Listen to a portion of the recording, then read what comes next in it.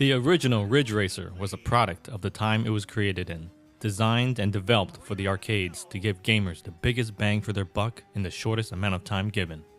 This version of Ridge Racer on the PlayStation Vita is simply that, a product appealing to gamers longing for that time. With the exception of the PlayStation 4, every new piece of Sony gaming hardware came with the latest version of Ridge Racer. The PlayStation Vita is no different. Except by this time, the racing genre had evolved, offering more than simply just racing around a track and beating your best score. Upon release, Ridge Racer on the PS Vita received a lot of criticism, and rightfully so.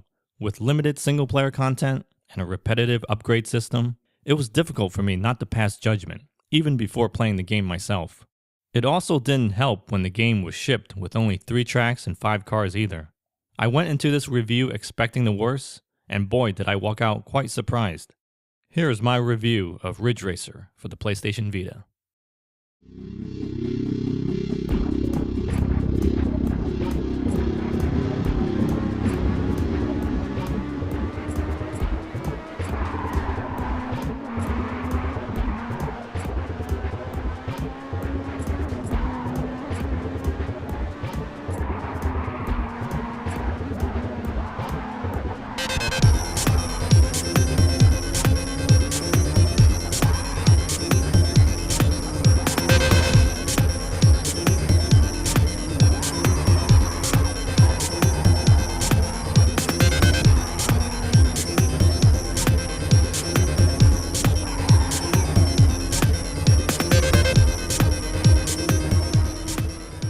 Visually, Ridge Racer on the PS Vita does not give a good first impression.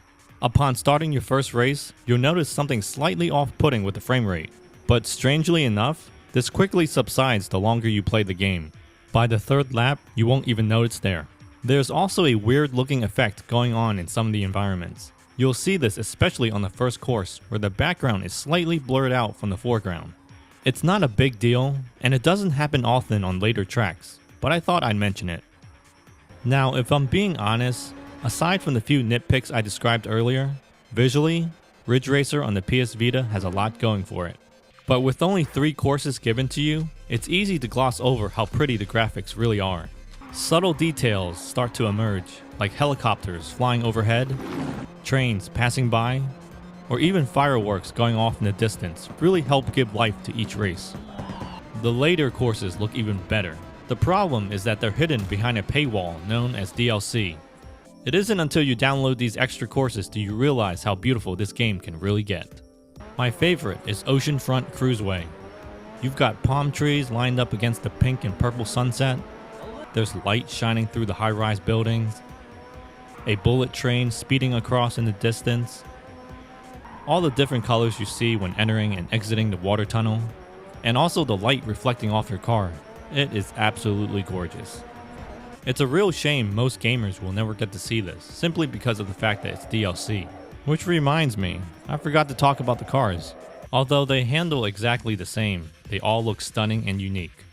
Great detail and texture, with bright, beautiful colors. In my opinion, they might even look better than the cars in Need for Speed Most Wanted on the Vita. Unfortunately, you're only given 5 cars to start, with the rest being DLC. Bummer.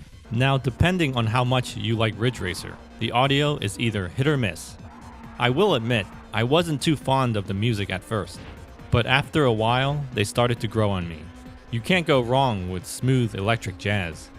Some of the free downloadable ones are pretty catchy, offering classics from previous Ridge Racer games.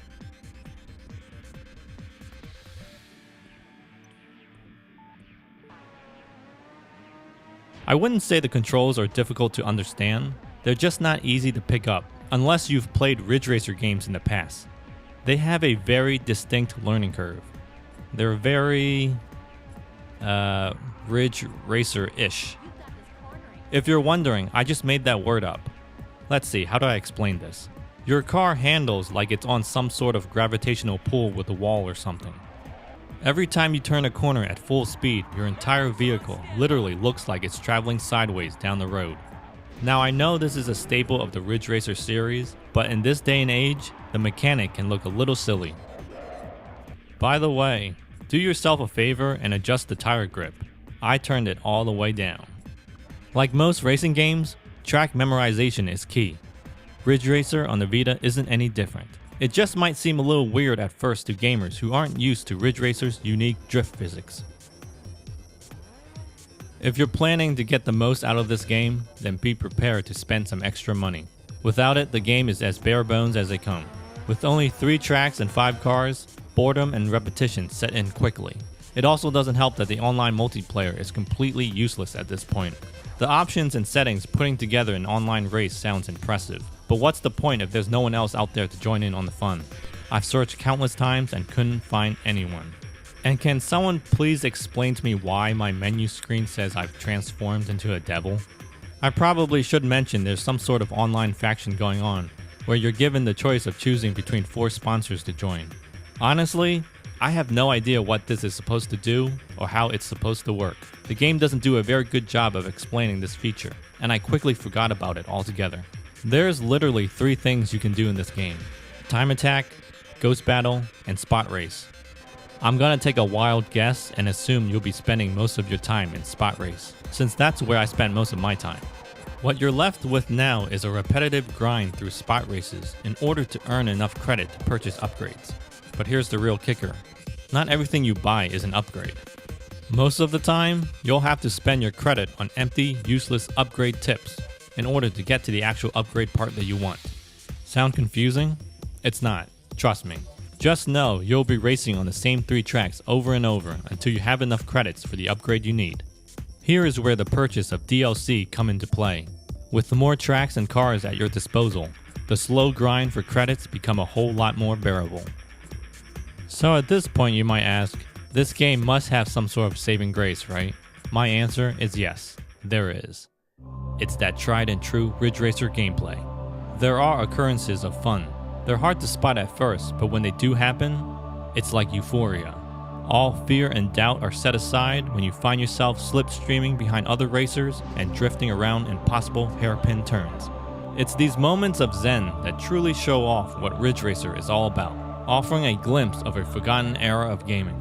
Get ready to be transported back to the arcades, to a time where quick thrills were king and each attempt only cost you 50 cents. Strip away all the useless online features and you have yourself a solid arcade racing game, perfect for those longing for the past. A relic of the arcades, but easily one of the best Vita games to play in short bursts. Great for the commute ride to work, waiting in the doctor's office, or simply sitting on the toilet. You can argue the gameplay might be shallow in comparison to its contemporaries, but stacked up against other Ridge Racers, however, it still stands among one of the best in the series. Now, I can't recommend this game to anyone, simply because Ridge Racer is a very niche market of racing. But if you are a longtime fan of the franchise and willing to spend a few extra bucks for additional tracks, then the game is definitely worth picking up. I bought my copy of Ridge Racer brand new off Amazon for $28.96. With silver and gold packs setting me back another $14.48. That's a total of $43.44. Now you cannot go wrong with that price for what you're getting.